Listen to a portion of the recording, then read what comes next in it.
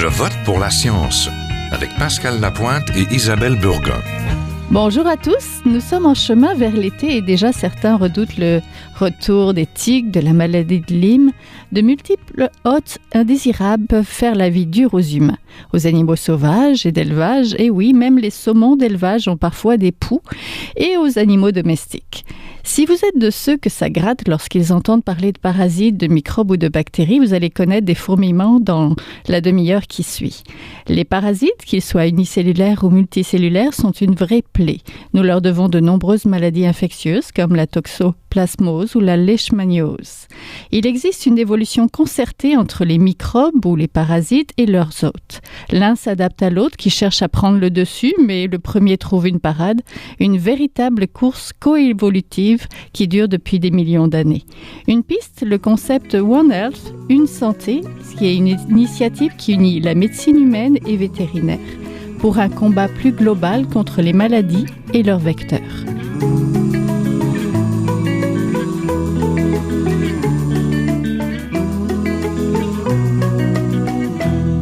Nous retrouvons maintenant Albert Descoteaux, professeur et co-directeur du Centre de recherche sur les interactions hôtes-parasites de l'Institut national de la recherche scientifique au Centre Armand Frappier. Bonjour. Bonjour. Vous vous intéressez aux parasites, lesquels vous passionnent et pourquoi?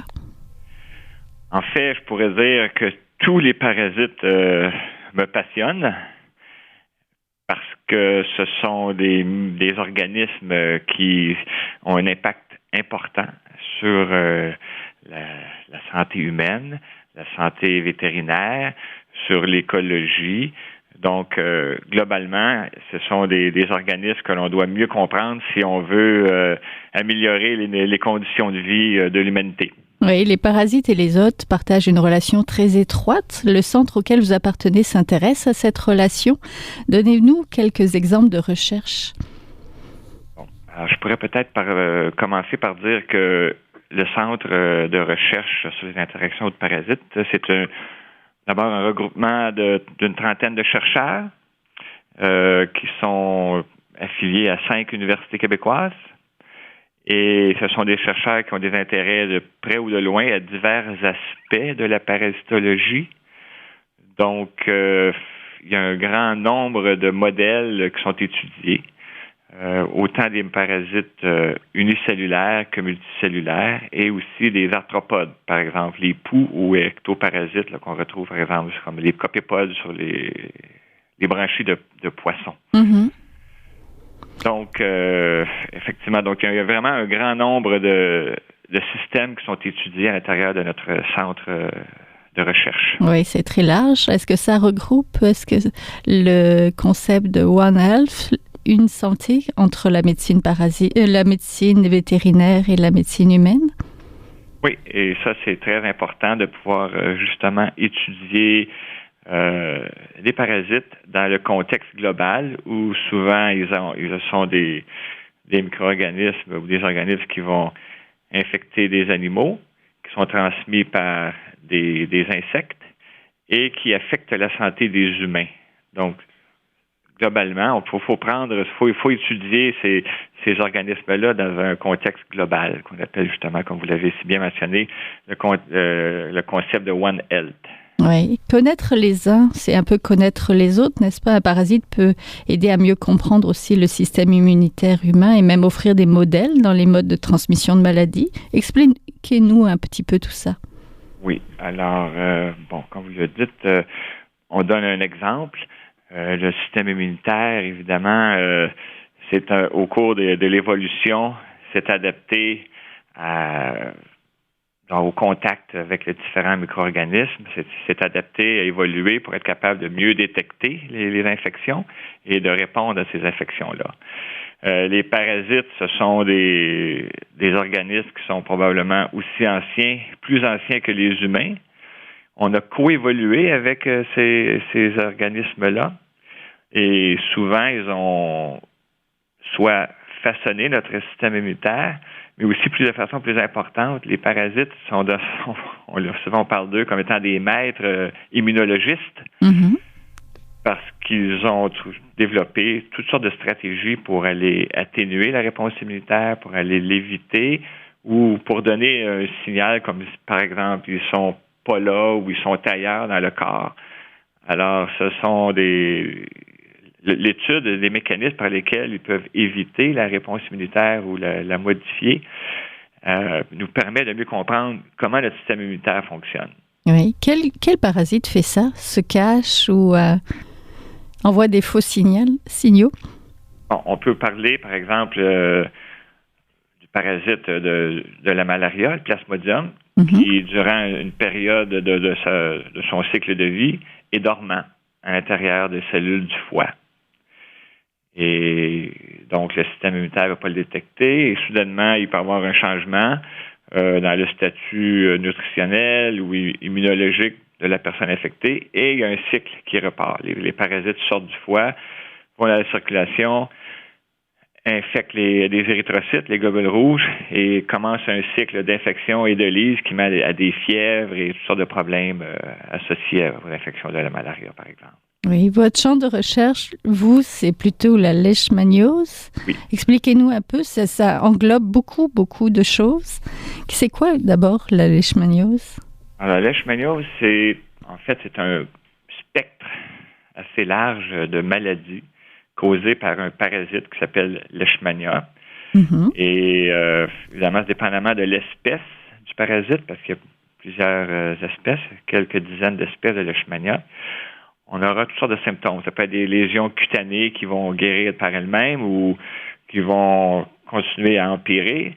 Ça peut être des lésions mucocutanées ou des années après l'infection initiale. Le parasite va induire une réponse auto-immune au niveau des muqueuses de la bouche, de la gorge et du nez et causant leur destruction. Évidemment, ce sont donc à ce moment-là une infection qui est défigurante et très débilitante pour les gens qui sont affectés. Et il y a la forme viscérale où le parasite se réplique dans le foie, la rate et la moelle osseuse et qui donne des symptômes similaires au VIH, donc au sida.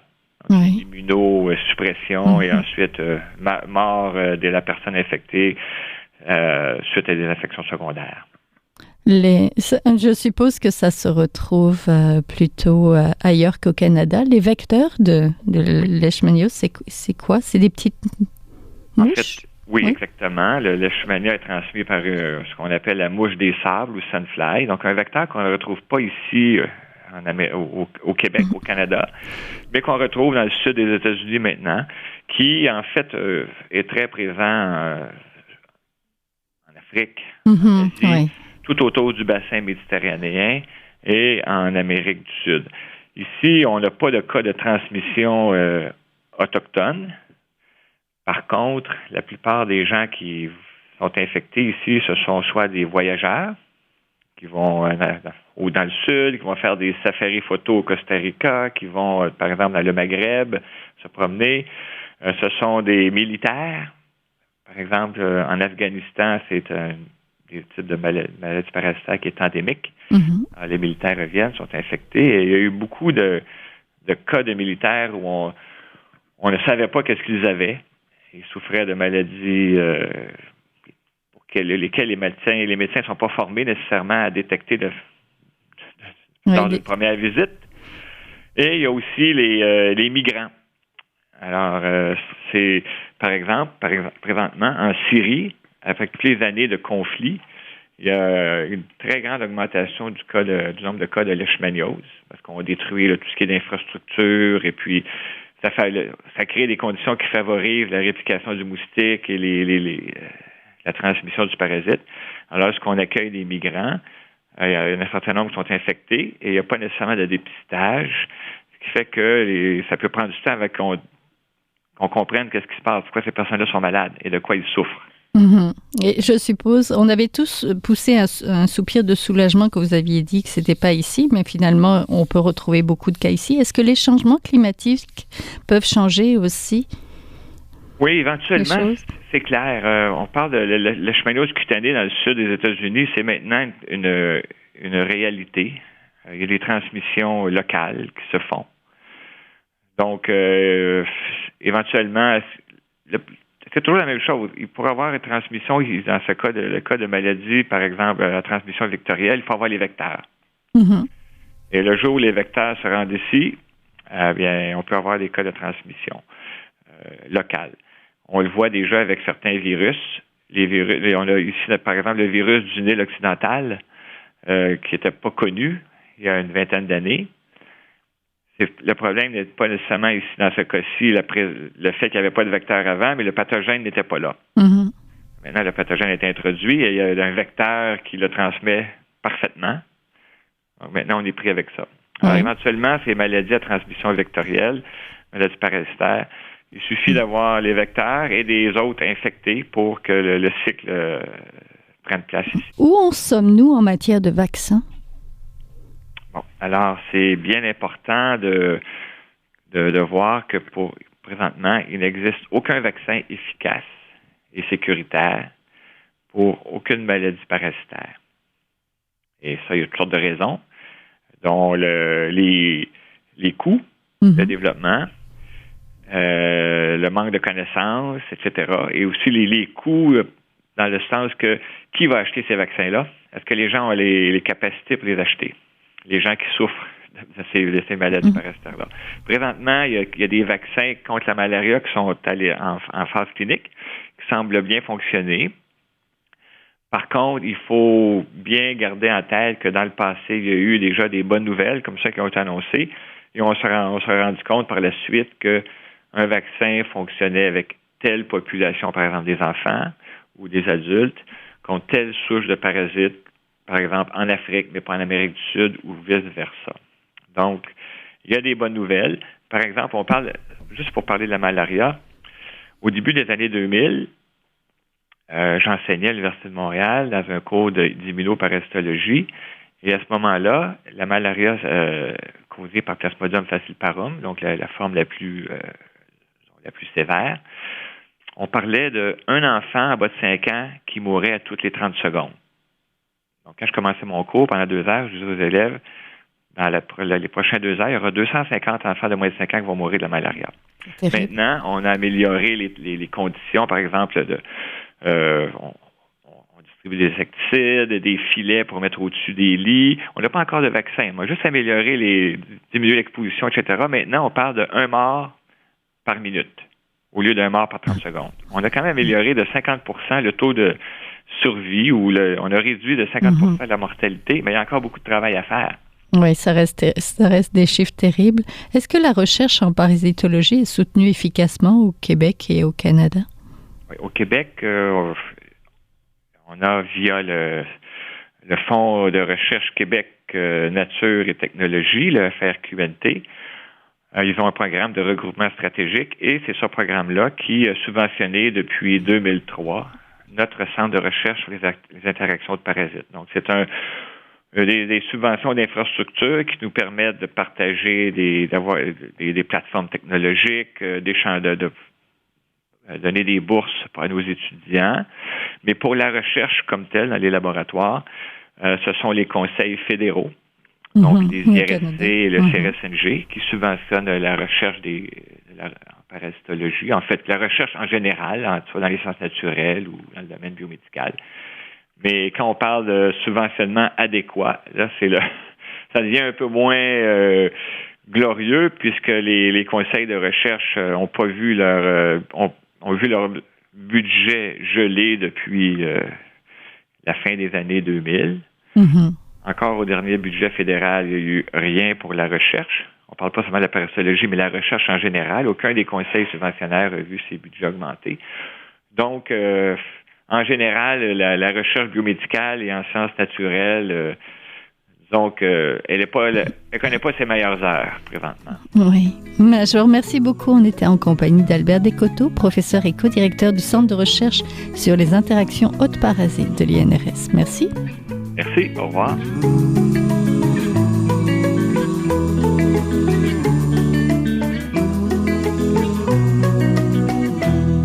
Nous Nous sommes en compagnie du biologiste Samuel Alison, qui est chargé de recherche au CNRS en France, au laboratoire MIVEGEC de Montpellier. Il va nous expliquer ce que c'est en France, donc.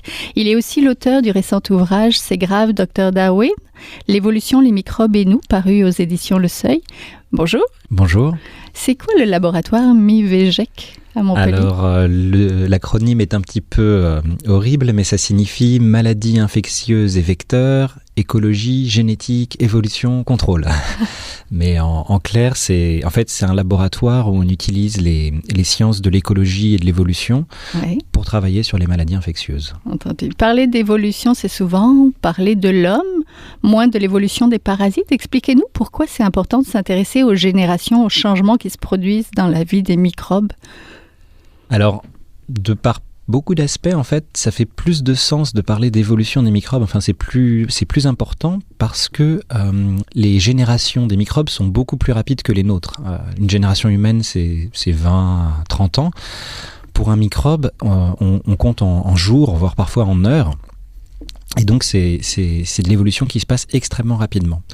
Et une des choses que j'essaye de mettre en avant dans le livre, c'est que beaucoup de problèmes en santé publique, on va probablement en parler, mais la résistance aux antibiotiques en est un grand exemple, finalement peuvent être attaqués avec des approches plutôt développées en écologie, en évolution. Les générations des microbes, c'est plus quelques heures, quelques jours, et alors que la nôtre durera peut-être un peu plus longtemps. Comment on fait le parallèle entre justement l'évolution de l'homme et l'évolution du microbe ou des bactéries et des virus Le parallèle, en fait, on peut parler de coévolution même, parce que c'est vrai que l'homme évolue. Mais finalement, d'une certaine manière, ce qui évolue aussi, ce qui coévolue entre les microbes et nous, c'est plus nos politiques de santé publique. On sait par exemple que la quantité d'antibiotiques qui est prescrite dans un pays va directement déterminer la fraction des souches de bactéries qui seront résistantes. Donc certes, l'évolution biologique de l'homme est lente, mais comme les politiques de santé, elles peuvent changer rapidement, on a vraiment une coévolution et finalement, c'est ça, les politiques de santé, les interventions qu'on met en place vont façonner les microbes. Et donc un des messages que je fais passer dans le livre, c'est que ce qui est important, c'est d'avoir un temps d'avance, c'est-à-dire qu'on sait finalement que pour empêcher la résistance à un traitement, un antibiotique, le seul moyen, c'est de ne pas l'utiliser. À partir du moment où on utilise un antibiotique, il y aura des résistances. Donc, évidemment, il ne s'agit pas de ne pas les utiliser du tout, mais ce qu'il faut, c'est faire en sorte que cette utilisation soit la plus rationnelle, la plus efficace possible pour éviter de perdre des médicaments. Vous travaillez en écologie évolutive. C'est quoi exactement l'écologie évolutive? Alors l'écologie évolutive, c'est vrai que ça devient assez technique comme terme. Donc l'écologie, c'est la science qui étudie les écosystèmes, les interactions entre les individus. Donc c'est vraiment une science qui se place au niveau des populations, qui est extrêmement dynamique. Et l'évolution, finalement, c'est juste comment est-ce que ces populations changent dans le temps. Donc les deux sont assez indissociables parce que l'écologie est finalement ce qui est à la base de l'évolution. Votre travail consiste à modéliser des maladies infectieuses. Comment on fait ça, modéliser des Alors maladies? Moi, c'est vrai que je suis biologiste de formation, mais mes travaux consistent à appliquer des modèles mathématiques parce que, il y a énormément d'exceptions en biologie, mais certains processus sont extrêmement reproductibles. Par exemple, en particulier en épidémiologie, si vous avez une école dans laquelle aucun enfant n'est vacciné et que vous avez un enfant qui attrape la rougeole, on peut tout à fait prédire jour par jour quel va être le nombre de nouveaux cas de rougeole. Donc il y a des processus comme ça qui sont très reproductibles. Une bactérie qui se divise dans une fiole, pareil, vous pouvez tout à fait prédire comment la population va croître.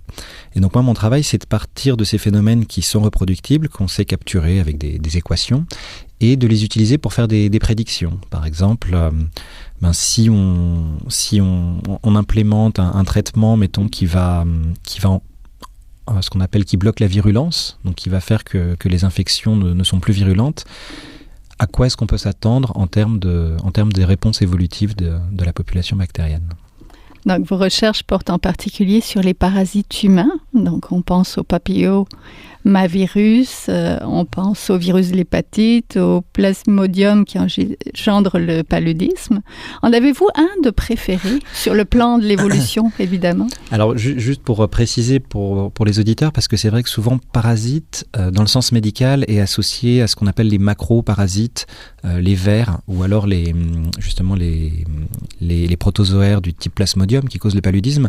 En écologie, en évolution, pour nous, le mot parasite, c'est plus un état d'esprit. Le parasite, c'est un être vivant qui vit aux dépens des autres. Donc on peut avoir toutes sortes de parasites. D'ailleurs, même à l'origine, le mot parasite désigne les assistants des prêtres qui pouvaient consommer les victuailles qui avaient été offertes aux dieux. Voilà, donc c'est l'origine étymologique est assez intéressante du parasite. Ce serait difficile de dire que j'ai des préférences. Après, pour un biologiste de l'évolution, c'est vrai que certains parasites sont plus intéressants que d'autres parce qu'ils évoluent très rapidement. Donc, par exemple, vous avez cité le papillomavirus. Ce virus évolue relativement lentement. Bon, ça reste plus rapide que l'homme, mais par rapport au VIH, au virus de l'immunodéficience humaine, qui lui évolue extrêmement rapidement. Donc, c'est vrai que les virus, en particulier les virus à ARN, pour un biologiste de l'évolution, sont un sujet assez intéressant. On pense souvent que les maladies les plus virulentes sont celles dont on entend le plus parler dans les médias, la fameuse stratégie du choc. Pour vous, laquelle remporte la palme de la virulence? Tout dépend des sociétés. Dans des pays riches, par exemple, le paludisme est quelque chose d'assez inconnu. À l'inverse, des problématiques, alors là on s'éloigne un petit peu des maladies infectieuses, mais le cancer, ou alors on pourrait penser aux oncovirus, sont elles des préoccupations qui deviennent beaucoup plus importantes au fur et à mesure que la durée de vie s'allonge. Donc il y a vraiment un effet des conditions de vie. Une des problématiques qui semble émerger un peu partout dans le monde, c'est celle aussi de la résistance aux antibiotiques, qui est déjà un problème majeur. En fait, si vous allez en Asie, par exemple en Asie du Sud-Est, tout de suite les politiques vous écoutent quand vous parlez de résistance aux antibiotiques. Il y a vraiment une prise de conscience généralisée là-bas. Ça commence à arriver en Amérique, en Europe, mais c'est probablement l'un des principaux défis. On va en parler de cette résistance. Je voudrais qu'on reste un petit peu encore sur les maladies. On entend beaucoup, par exemple, la maladie de Lyme, qui n'est pas une maladie qui est très virulente et qui n'est pas une maladie qui est... Mais les médias en parlent beaucoup et on a l'impression que, du moins dans les sociétés occidentales ou en Amérique du Nord, c'est très, très important.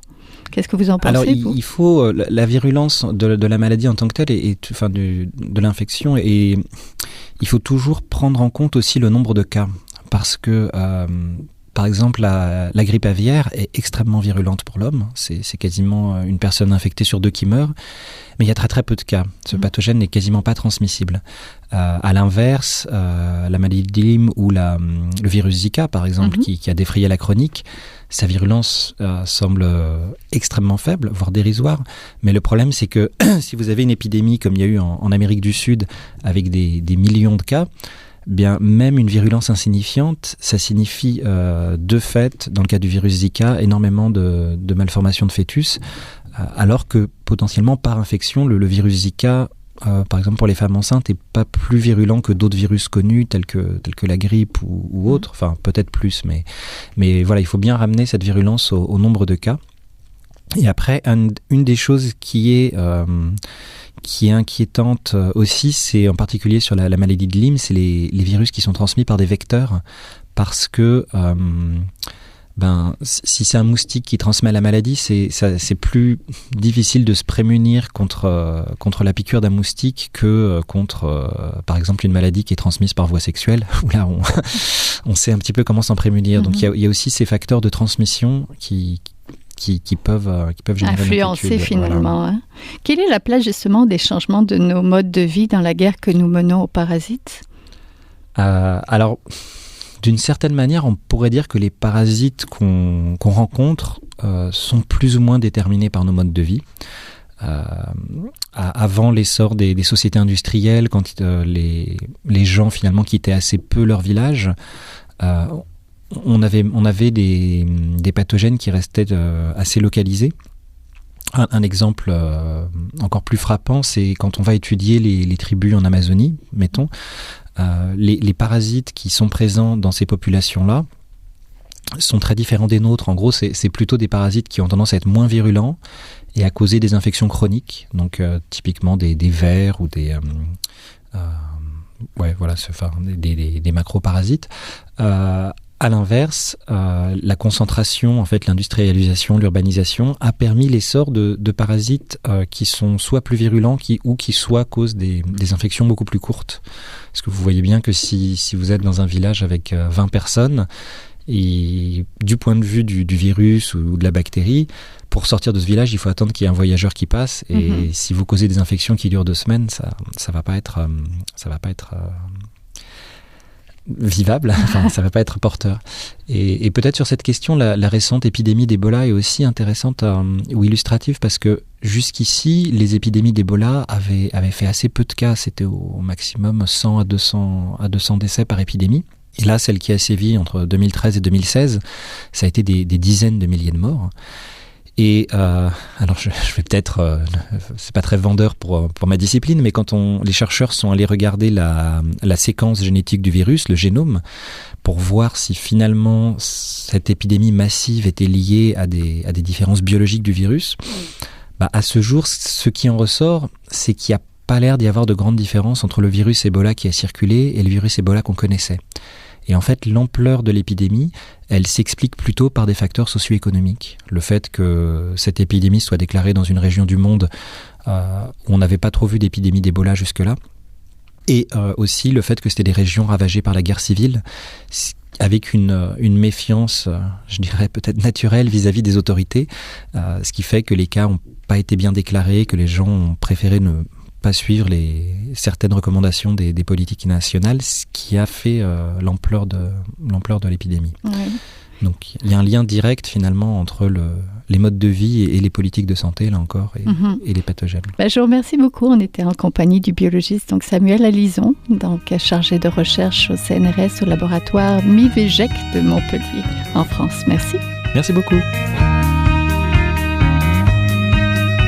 C'est tout pour cette semaine. Je vote pour la science est une production de l'agence Science Presse avec Radio VM, au micro Isabelle Burguin, à la régie Daniel Fortin. Vous pouvez réécouter cette émission à l'antenne de Radio VM ou encore en podcast sur le site de l'agence Science Presse et nous suivre bien sûr toujours sur vos réseaux sociaux préférés. À la semaine prochaine. Jing Jiahua est un chercheur typique de ceux pour qui les progrès de la bioinformatique ont préséance sur le sens biologique et pour qui la grosse science constitue la seule logique. On y parle de génome, de transcriptome et de spliceosome, de traductome, de protéome.